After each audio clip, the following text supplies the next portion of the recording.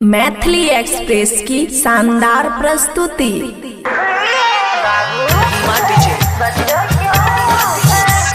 बाप के गोदी में साखी तनियो रहै छै, बाप के गोदी में साखी तनियो रहै छै।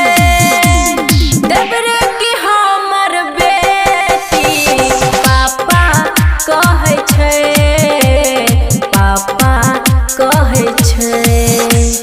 देवरे की हमर बेटी पापा कहै छै, पापा कहै छै। खुशी रिकॉर्डिंग स्टूडियो बलुआहा। कहै छै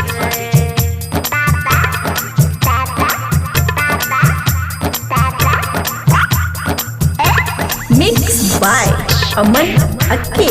पुल है के सखी कितनो दूध पियावी तबो न चुप होइ छै, कोना ओकरा मनावी। कोहर कोहर के काने हरदम लह छै, कोहर कोहर के काने हरदम लह छै। देवरे की हमर बेटी पापा कहै छै, पापा कहै छै।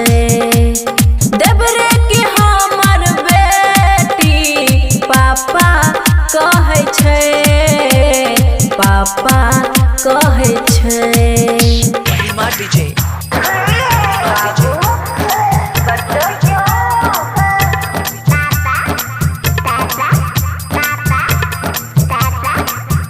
खुशी रिकॉर्डिंग स्टूडियो बलुआहा।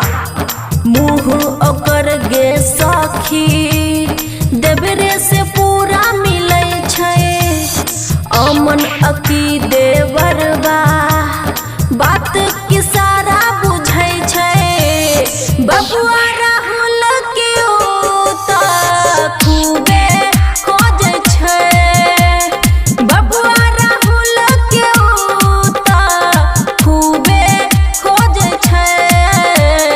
देवरे की हमर बेटी पापा कहै छै, पापा कहै छै।